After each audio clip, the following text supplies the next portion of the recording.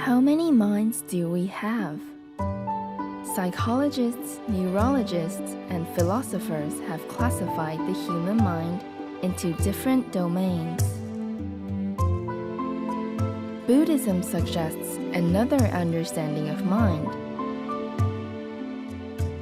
According to the teachings of the Buddha, every one of us has 8 minds, and they are called the 8 consciousnesses in Buddhist scriptures. Consciousness is defined as the function of awareness and discernment.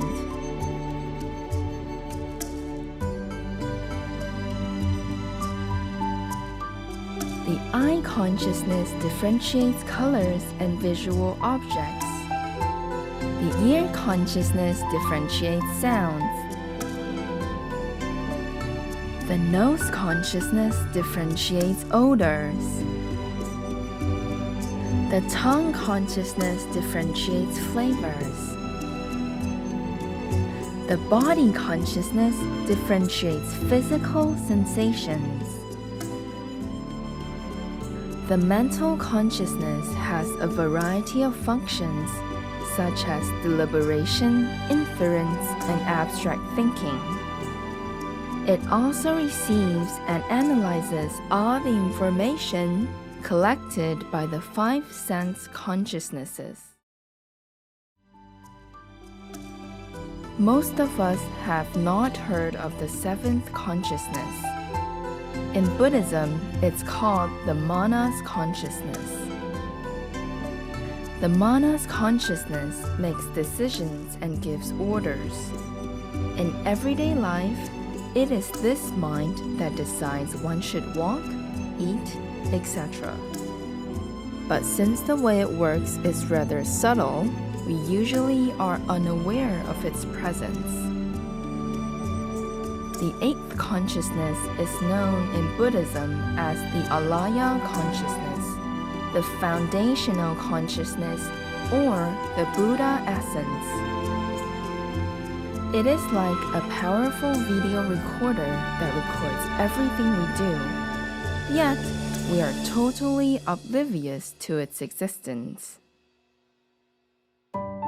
In summary, the first 6 consciousnesses perceives and distinguish what is going on around us. The 7th consciousness decides and gives orders regarding everything at all times.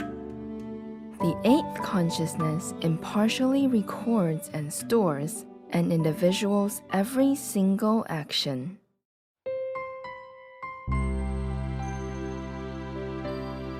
If the body and mind were thought of as a huge corporation, these 8 consciousnesses would be sort of like the CEO, general manager, supervisor, and staffs, who run its operation so we can live a normal life in this world. Before the Buddha appeared, humans were not aware of the 8 consciousnesses. The general public and most religions believe that our thinking mind, the mental consciousness, is our soul and it can continue on after we die. But the Buddha made it clear in his teachings that the mental consciousness is not eternal. It disappears when we fall asleep and cannot move on to future lives. The Buddha essence is the only one that can exist forever.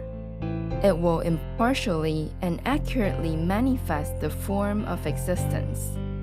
We should take in the next life according to our karmic records, such as being reborn to either good or bad destinies. In fact, every sentient being has its own Buddha essence that creates the body and mind. As for the physical world, such as the mountains, oceans, and even the entire universe, it is created collectively by the Buddha essence of karmically related sentient beings. You may think of the Buddha essence as an invisible magician.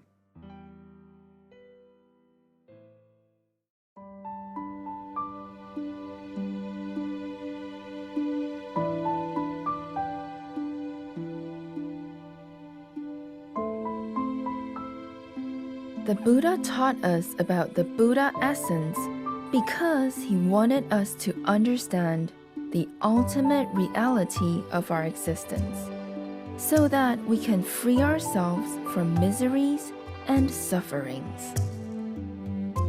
When we have found the Buddha essence, we can gradually unlock the miraculous power it possesses. Eventually, we can even acquire the complete and perfect enlightenment of a Buddha, and we will be able to take full control of our lives just like the Buddha.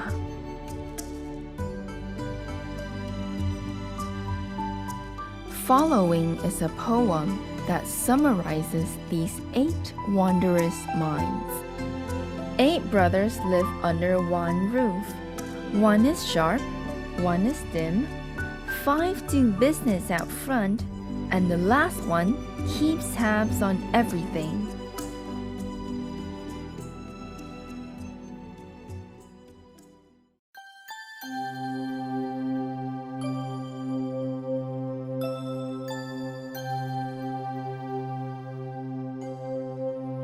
Written based on Xuanzang's doctrinal expositions, the 8 Wondrous Minds is meant to introduce the Buddhist doctrine of 8 consciousnesses. The 8th consciousness is the central and foundational Buddhist tenet, and the permanent true mind Buddhist disciples seek awakening to. In Buddhist scriptures, it is also called the maturational consciousness, the immaculate consciousness, and the Tahagartagarbha. Chan Buddhism refers to it as one's original face before birth, one's native scenery, no mind, the mind that does not see, hear, feel, or know, the true mind, the diamond mind, Buddha, Dharma, etc.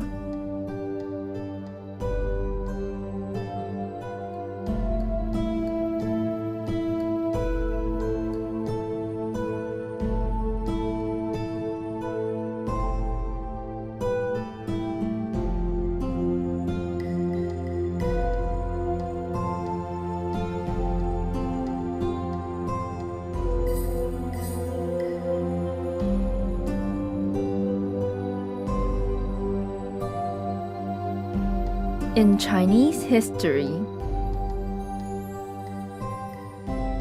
Xuanzang was one of the most illustrious Buddhist masters, who attained awakening to the 8th consciousness in his teens.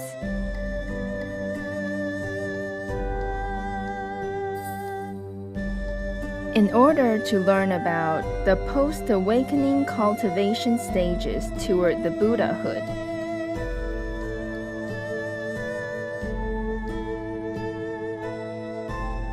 he took a perilous journey to India to see the original scriptures that shed light on this subject.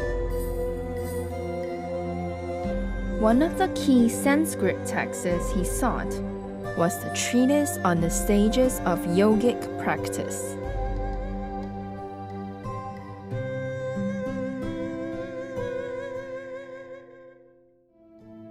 During his stay in India, King Harsha invited Xuanzang to host a public religious debate.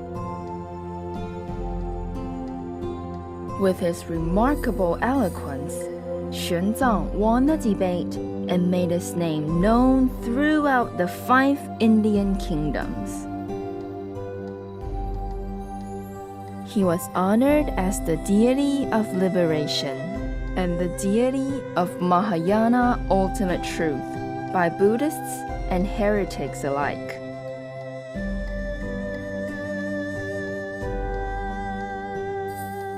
Having acquired penetrative insights into Buddhist doctrines, after his return to China,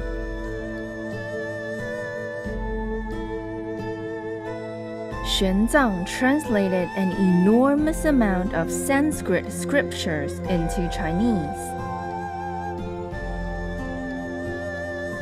and authored the Chengwei Shilun and the verses delineating the 8 consciousnesses. To articulate the self-nature of the 8 consciousnesses.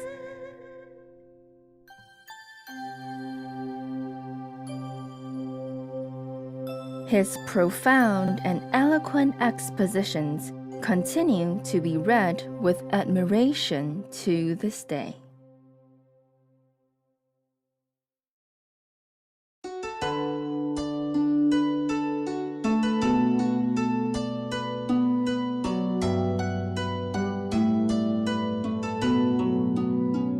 Xuanzang was not the only practitioner in Chinese Buddhist history to have awakened to the 8th consciousness. The patriarchs of Chinese Chan also attained the same awakening.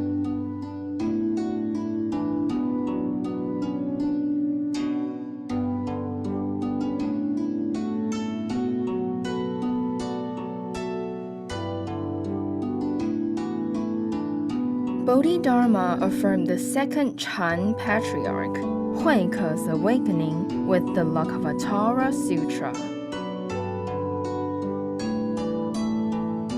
The 5th patriarch, Hongren, verified the 6th patriarch, Huinen's awakening with the Diamond Sutra. Upon which Huinen exclaimed, "Who could have thought that the self-nature is intrinsically uncreated and unceasing?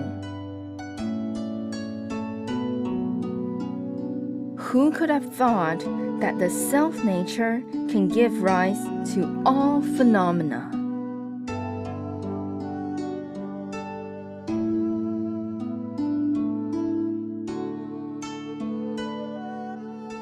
In the Song dynasty, Chan master Da Hui Zonggao and Hongzhi Zhengjue began to teach the Dharma after attaining direct realization of the 8th consciousness.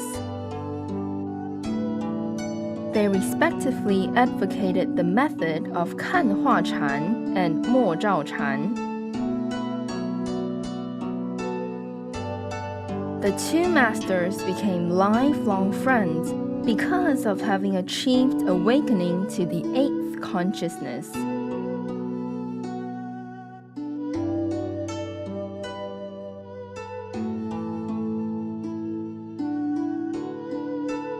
The 2 great masters of the Zhenan school in Tibet, Dopopa Sherab Yeltsin and Taranatha, also attained awakening to the 8th consciousness.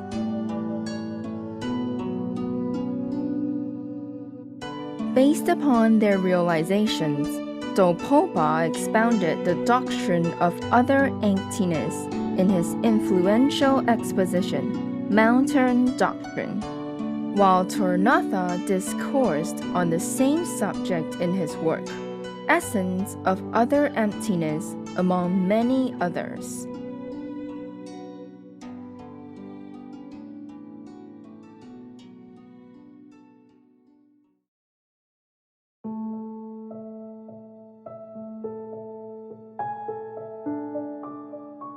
In contrast to the uncreated and unceasing 8th consciousness, the mental consciousness is a phenomenon with origination and cessation. The mental consciousness will cease during deep sleep, fainting, and absorption of non-perception, the absorption of cessation, and complete death. the mental consciousness does not come from a previous life and cannot persist to future lives. The sixth consciousness can only arise from the eighth consciousness in dependence on two necessary conditions: the seventh consciousness and the mental objects. These properties of the mental consciousness were affirmed by Buddha Shakyamuni and can be directly perceived by all enlightened persons. Moreover, the thoughtless and numinous awareness attained during sitting meditation is the state of the mental consciousness.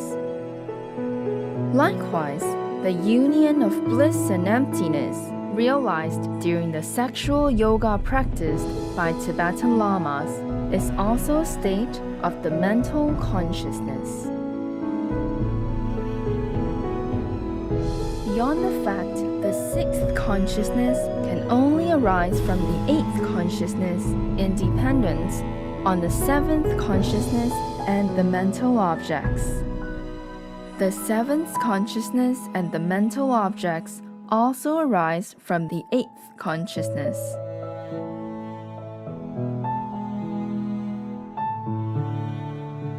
In short, the mind that Buddhist practitioners seek awakening to is the eighth consciousness, not the sixth consciousness.